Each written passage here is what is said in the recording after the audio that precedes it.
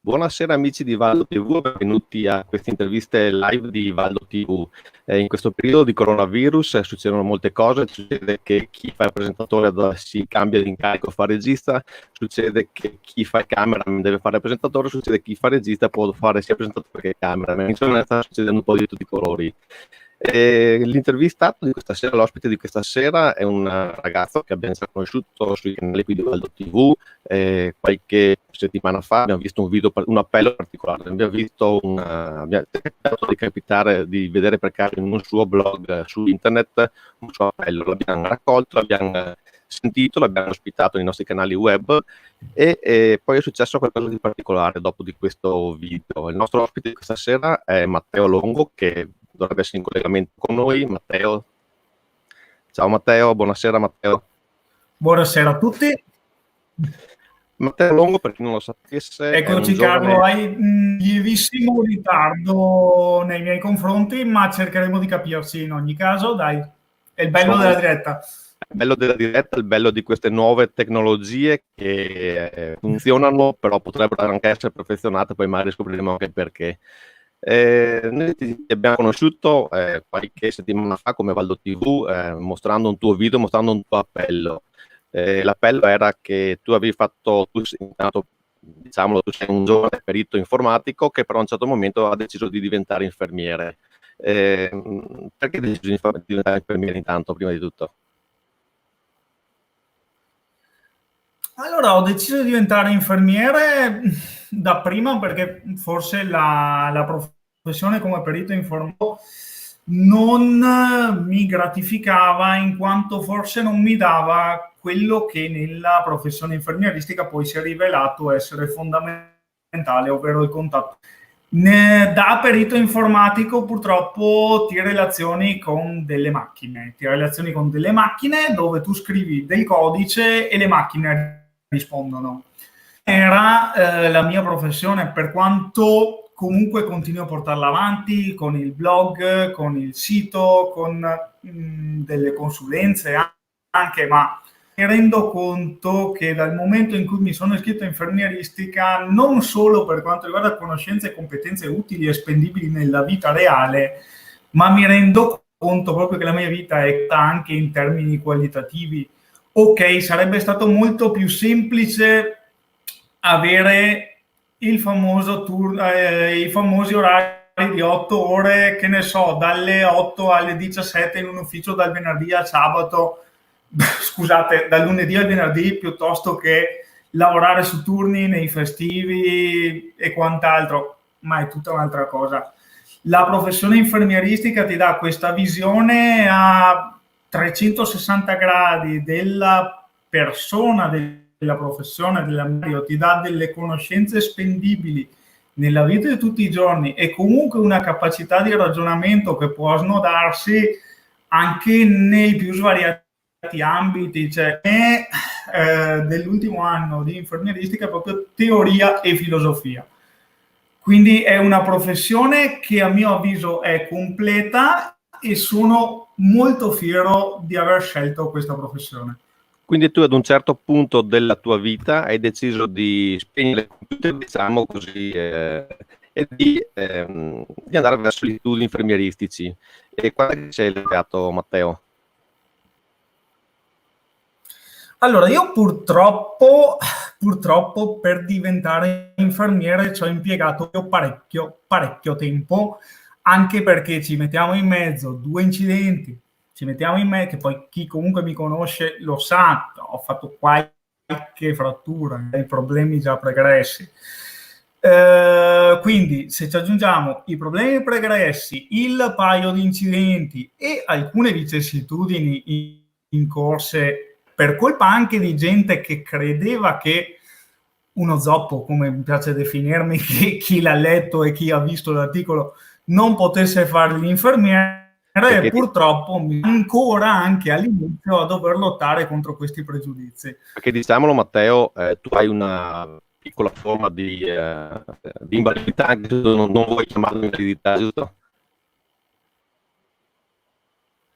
Eccoci qua. No, allora ti sento malissimo, quindi la spiego io. Scusami se... Allora, io parto di base con una retrazione tendineo muscolare, meglio nota per i professionisti del settore come paraparesi spastica, che tutto sommato, vivendoci da 20-30 anni, somatizzo benissimo. Ho un tallone d'Achille che sono le scale in discesa, ma adesso abito all'8° piano, quindi stiamo lavorando anche. Ho appunto questa disabilità motoria, sul quale ci aggiungiamo 2 incidenti che mi hanno comportato dapprima la frattura delle 5 vertebre lombari e in seconda battuta mi ha portato una pluriframmentazione di piatto tibiale, quindi se, come si dice, piove sempre sul bagnato, ecco che siamo andati ad aggravare, molto virgolettato, la storia compromessa che c'era già prima.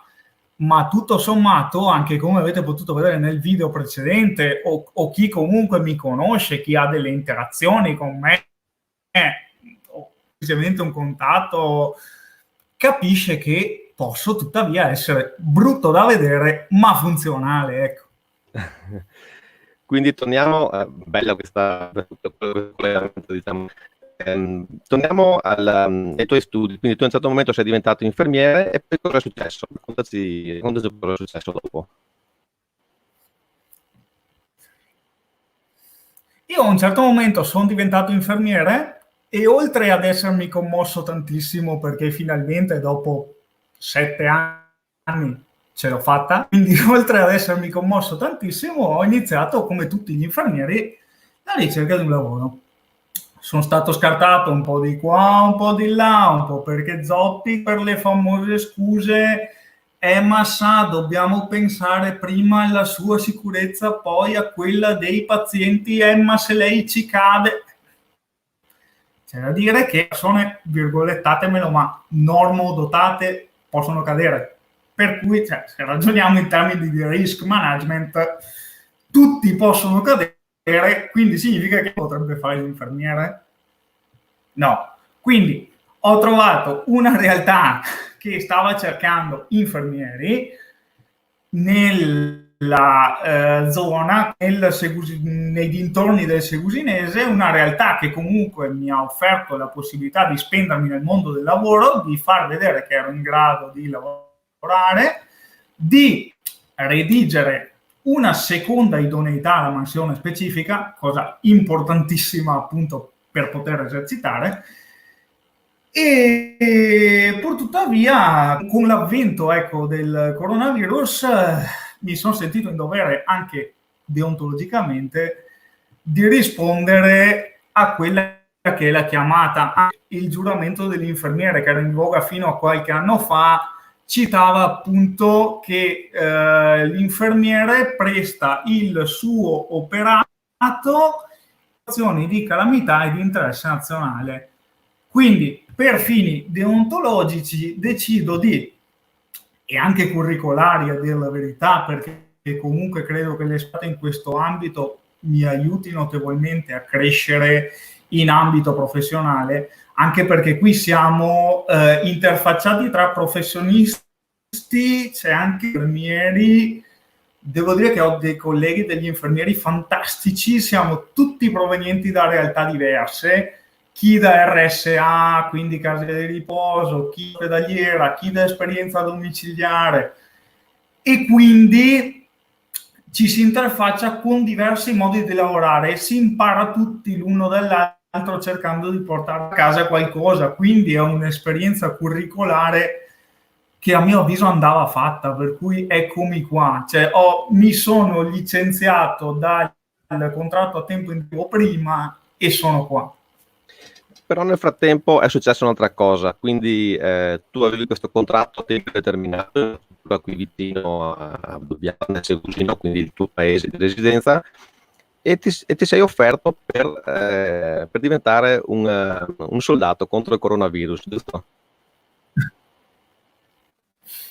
Sì, non mi definirei soldato perché, come disse il buon Gino Strada, che io ammiro e stimo, Non siamo in guerra, la guerra è totalmente differente. In guerra a me c'è la gente che perde la casa, noi purtroppo abbiamo cibo e abbiamo una casa, quindi non siamo in guerra.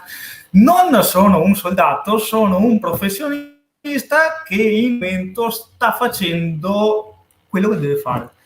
Sono qui e io già dall'inizio mi candidai come infermiere in risposta alla task, chiamiamola così, per la lotta al coronavirus e ricevetti un fantastico 2 di picche da un noto policlinico lombardo ed ecco poi la mia esperienza con Valdo TV. Quindi vi ringrazio ancora per la visibilità che mi avete dato di quel famosissimo servizio di qualche settimana, eccoci. Vi ringrazio anche per avermi dato la possibilità di questo sequel perché c'è veramente dell'esperienza da raccontare. E quindi, diciamo, dopo del nostro servizio, cosa è successo i giorni successivi? È arrivata qualche telefonata, è arrivata qualche proposta? Vediamo che adesso, sappiamo che adesso sei in un luogo particolare, magari raccontaci dove sei e cosa è successo dopo di quel video. Ecco, no, ok, cioè, allora, telefonate e proposte non ne sono arrivate, nel senso che erano candidature che erano comunque in ballo, per cui io, come citavo appunto sia nell'articolo che nel video che ho fatto con voi, avevo lasciato comunque aperta. Quindi non è successo nulla in relazione all'articolo, è successo semplicemente che una cooperativa OSA, peraltro con sede a Roma, ma che lavora appunto anche sui territori di Milano e Brianza, mi ha telefonato per dirmi appunto che cercavano un'infermiera da inserire in un organico di un dipartimento sorvegliante, ovvero è un luogo in cui i pazienti sono tutt'al più stabili, diciamo così, è l'ultimo anello della catena prima che il paziente venga dimesso a domicilio.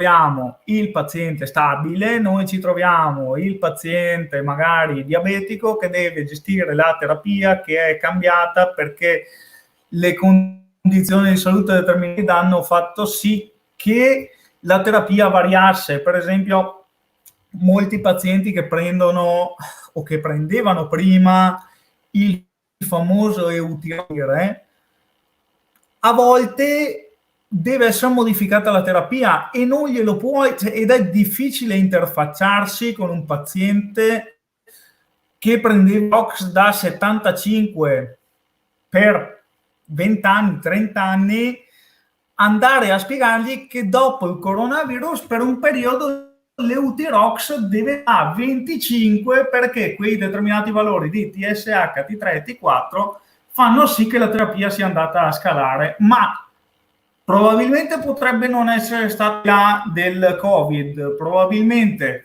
potrebbero essere incorsi una serie di fattori, ma l'aspetto relazionale che poi viene a crearsi con il paziente, soprattutto la fiducia che si instaura tra il paziente e il professionista, fa il grande ruolo dell'infermiere, fa sì l'infermiere il protagonista appunto della gestione del paziente. Noi ovviamente in equipe siamo un'equipe di circa 12 persone, dove abbiamo anche, adesso indicativamente non lo so quanti medici, ma nel menu da tendina quando fai i ricoveri ne appaiono abbastanza. Internisti, anestesisti, pneumologi, per cui siamo un buon team e lavoriamo tutti insieme in una presa in carico globale del paziente. Ma il rapporto che si crea anche... Vuoi anche dirci dove sei? Non ti sente, Carlo? Puoi dirci dov'è la struttura, dove si trova la struttura, dove lavori in questo momento? Ah, ok, sì, la struttura era un ex reparto di Weak Surgery, quindi quella famosa chirurgia dove venivano svolti interventi minori, interventi che richiedevano un regime di ricovero ridotto presso l'ospedale di Desio e di Mercate, in Brianza, quindi in provincia di Monza, Brianza. E la situazione in questo momento legata all'emergenza Covid, com'è in quella zona dove lavori te? Allora, io lavoro, ecco, come vedete in foto, io lavoro nel famoso petalo centrale che vedete, quindi lavoro comunque sia, come dicevo prima, in un reparto dove la situazione ormai è stabile, dove c'è il paziente che deve tornare alla gestione della terapia di tutti i giorni, magari cambiata perché gli si deve spiegare, ci si deve appunto relazionare e creare quella che viene definita proprio alleanza terapeutica, no? La situazione in area critica la conosco poco, però tuttavia la conosco perché ci lavoro dentro. Posso dire che è stata chiusa con la dimissione di 65 pazienti, quindi è stata chiusa positivamente la sezione denominata Covid-3 della terapia intensiva dell'ospedale appunto di Dege. Quindi significa che il nostro lavoro, la nostra parte la stiamo facendo. C'è un bellissimo striscione fuori dalla terapia intensiva di Dege Mercate che adesso nel prossimo turno di riuscire a fotografare, poi Carlo te lo mando, che dice sezione Covid-3 chiusa, abbiamo lottato per voi. Cioè, e io sentirmi anche in questa mia minima parte, perché in realtà io non c'entro nulla, sono qua da una settimana e devo ancora capire dove sono i farmaci nell'armadio. Cioè, sentirmi parte di tutto questo che comunque si incastra, cioè per un infermiere credo sia il massimo. E di questo dicevamo, non possiamo che ringraziare per il lavoro che fate tu e tutti i tuoi colleghi e tutta la vostra squadra di gente veramente fantastica, soprattutto in questo periodo veramente di emergenza. Però abbandoniamo un attimo l'argomento Covid, perché ormai ne sta parlando un po' tutti e quindi rischiamo anche un po' di stufare. Raccontaci, Matteo, qual è stata la tua tesi di laurea quando sei diventato infermiere? Perché è un argomento molto curioso. Beh, la mia laurea aveva il titolo L'infermiere e le fake news, praticamente, quindi il ruolo dell'infermiere nella corretta gestione delle informazioni. Ad oggi sia dai media, giornali, TV, cioè non parliamo solo di media unconventional, quindi come potrebbero essere internet o altre fonti diciamo, no? Parliamo proprio anche di TV, giornali che travisano, diciamo così, le notizie più per fini di lucro, fine della notizia, quindi di informare l'utente finale. Ed il ruolo dell'infermiere nella corretta gestione delle informazioni credo sia fondamentale. Adesso, nella mia tesi di laurea ho portato due esempi che erano la lotta all'antibiotico resistenza e tutte le fake news riguardanti le vaccinazioni, sulle quali non mi dilungo perché so che potremmo avere opinioni contrastanti, ma vi dico solo che un conto è la scienza e un altro conto sono le opinioni. Io ho la bellissima maglietta del Blues Made in Italy, a voi potrebbe non piacere, questa è un'opinione. Sul fatto che il Blues Made in Italy sia nera è per il fenomeno di rifrazione della luce e quindi è spiegabile, quindi questa è scienza. Beh, io credo che questo periodo comunque di fake news purtroppo ne abbiamo sentite parecchie, anche alcune sono collegate direttamente magari al momento di emergenza. Mi colpiva leggendo il tuo sito internet, vedo che hai anche un blog dove ogni tanto tu vai a scrivere qualcosa che poi tutti i nostri telespettatori possono anche consultare, anzi magari la regia ci manda il sito internet, esatto. Una cosa mi ha colpito di questo sito, tu a un certo momento parli di 5G. Vogliamo fare due parole proprio di 5G, visto che in questo periodo tanti ne stanno parlando e alcuni anche in maniera non proprio corretta. Guarda, resto assolutamente a disposizione, nel senso che su questo posso avere una doppia visione, sia per quanto riguarda l'essere precedente come che per quanto riguarda appunto il ruolo di infermiere, quindi tutelatore della salute pubblica, per cui ho una doppia visione. Io adesso chiedo gentilmente in sovraimpressione il collegamento dell'articolo, che è quello referenziato con 282 alla fine. Perché se qualcuno di voi è più interessato può seguirmi mentre lo leggo, cioè lo leggo o perlomeno lo sviscero, perché non è neanche così semplice da spiegare per i non addetti. Cioè, capisco che sia una cosa difficile da comprendere e capisco che un titolo che fa leva sulla componente emozionale, come una fake news, perché deve far leva sulla componente emozionale. Cioè, è chiaro, se io scrivo un titolo, il 5G fa malissimo, lo leggono tutti. Se io scrivo il 5G può non fare male e vi spiego il perché, la gente non ha voglia di leggere, perché dice, ma se tanto quello prima mi ha detto che fa malissimo, adesso perché questo deve dirmi il contrario? Cioè il famoso sentire tutte le campane suonare, no? Quindi cerchiamo di portare la scienza e l'informazione nei media, non solo le fake news a scopo di lucro.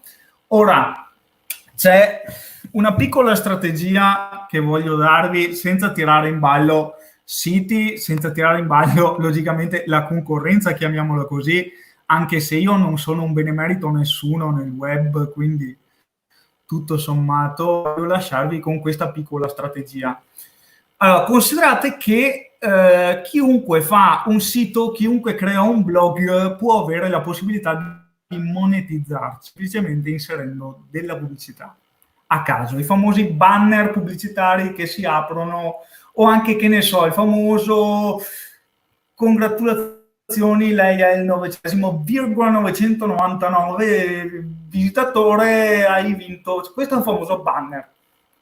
Porta pubblicità, porta dei clickbait, si chiami sempre, adesso non sono più edotto in questi termini, ecco, che purtroppo monetizzano nei confronti webmaster, ecco. Quindi sono invogliato a creare una notizia che faccia leva sulla componente emozionale perché me la leggano tutti, perché tanto non è vera, io con la pubblicità ci monetizzo. Quindi a me, divulgatore di false notizie, che la notizia sia vera o meno, non mi interessa, sono i click. Questo alla fine è un po' ciò che è stato sviscerato dalla mia tesi di laurea. Quindi ci stai dicendo che molti di questi... Come potete vedere... Dicevamo appunto che molti di questi... non ti sento più, Carlo. Stavamo dicendo appunto che molti di questi autori di fake news lo fanno sostanzialmente solo per guadagnarsi privatamente loro e basta, sostanzialmente anche divulgando notizie non vere, purtroppo, scapito della gente che purtroppo le legge e poi magari ci crede.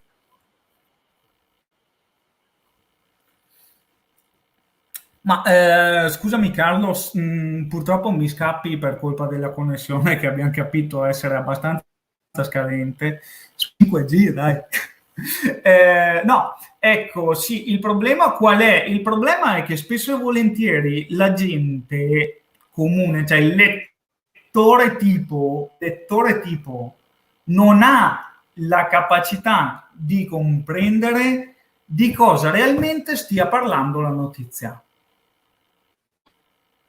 Ovvero, parliamo di 5G. Perfetto. Devi sapere che cos'è una connessione a internet, che non è solo quella cosa che premi dove c'è l'iconcina del wifi e clicchi. Devi sapere come funzionano i determinati protocolli di connessione. Devi sapere come viaggiano le onde radio e soprattutto cosa sono le onde radio e cosa cambia al variare della frequenza. Detto questo, allora possiamo parlare di 5G. Se no è come se io, che in cucina sono una pippa, passiamo sto termine, è come se io in cucina, che sono abbastanza scadente, mi mettessi a farvi la videoricetta del filetto. Non ce la posso fare. Non è nelle mie competenze, non sono in grado, quindi sto zitto, fondamentalmente. Nel tuo articolo, a un certo punto, chiedo alla regia se lo fa anche vedere l'articolo, ecco, lui c'è una foto molto significativa, vuoi spiegarcela cosa rappresenta la seconda foto? Eccolo, sì, era quello appunto che chiedevo prima. Ecco, no, beh, andiamo a spiegare, beh, la prima foto che è interessantissima, che si chiama la legge del quadrato della distanza, è appunto una legge fisica, per cui diciamo che è dimostrabile. Non ve la dimostro perché mi ci vorrebbe del tempo, però sostanzialmente dice appunto quanto scritto sopra, quindi dice che al variare della distanza l'intensità della radiazione diminuisce in maniera inversamente proporzionale al quadrato della distanza. Ovvero, più io mi allontano dalla sorgente emettente delle radiazioni, può essere il telefonino, può essere il sole, può essere il microonde, il termosifone, ok? La radiazione che io assorbo mi diminuisce in maniera inversamente proporzionale al quadrato della distanza. Quindi, cosa dice questa vignetta, che adesso vediamo se Carlo magari con un puntatore riesce a farvi vedere le freccine? Dice che a 2 metri, se non mi sbaglio, sì, eccoci qua, a 2 metri la radiazione è ridotta di 1/4. Quindi consideriamo un altro piccolo particolare. Dove sei, Carlo, che non ti vedo? Consideriamo un altro piccolo particolare, un'antenna 5G. Adesso non so precisamente quanto sia alta, ma credo una ventina di metri su per giù, anche qualcosa di più. Carlo, confermi, smentisci? Ma dicono che dovrebbero essere piccole antenne posizionate anche sui muri delle case, sui pali dell'illuminazione, della corrente, quindi anche più basse, diciamo, molte di più, ma più piccole rispetto alle tradizionali antenne 4G o 3G. Ok, perfetto. Quindi sappiamo che indicativamente stimandole a un'altezza tra i 20, 25 e 30 metri. Quindi noi già siamo a terra perché non viviamo volando a 20, 25, 30 metri. Per cui già buona parte delle radiazioni ce la schiviamo. Se consideriamo poi che siamo vestiti, quindi è comunque uno strato protettivo, se consideriamo poi la legge del quadrato della distanza, che quindi l'abbiamo appena detto, e poi andiamo a considerare quella che è la seconda vignetta, un attimo solo che la zoomo perché che non è quella poi che semplice, ci piace molto, quindi in piccolo. Quella che piace a voi, che è forse un po' più di impatto per i non addetti ai lavori, diciamo. Esatto.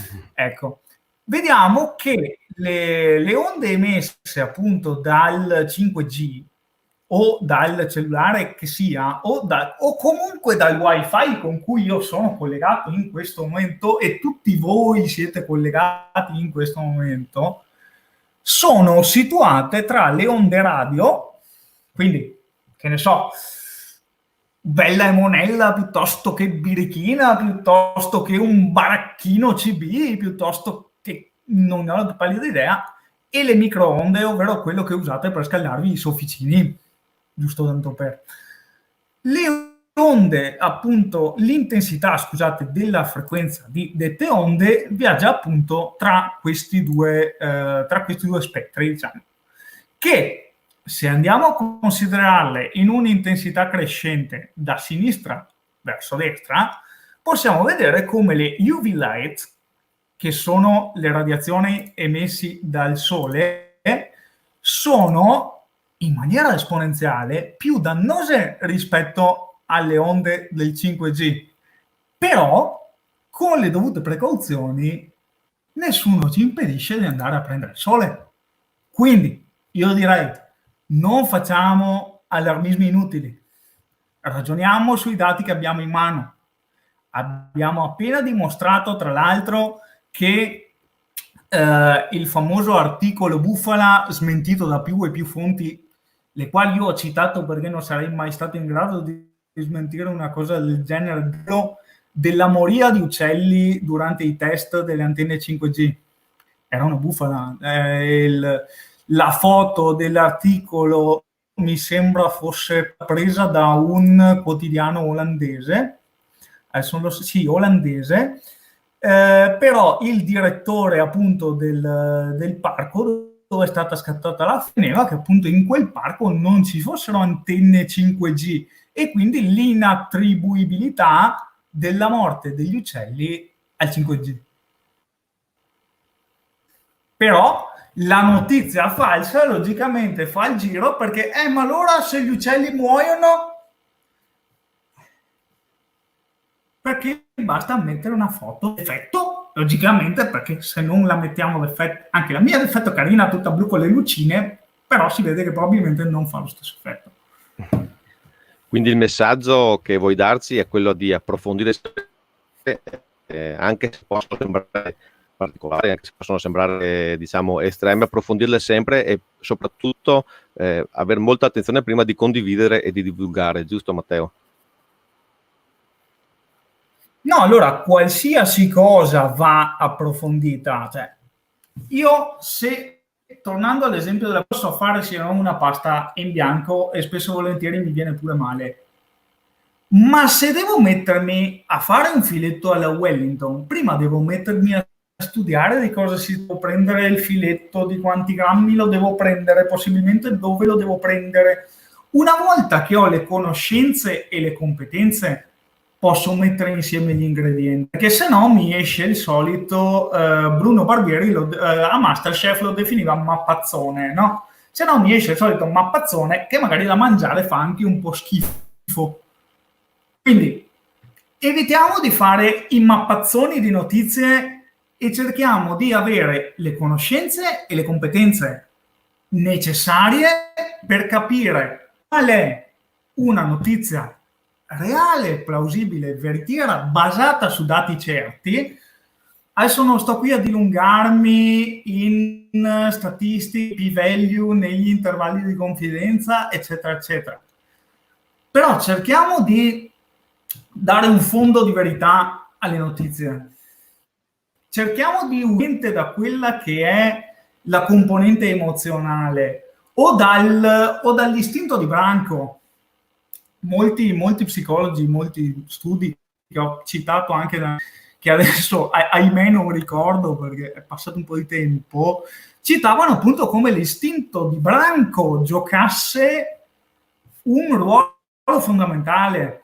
Ma se lo condividono in tanti, allora significa che è vero. No, non necessariamente. No, se lo condividono in tanti, potrebbe essere che sia una notizia falsa condivisa da tanti. Chi ti dice che non lo sia? Dobbiamo verificare.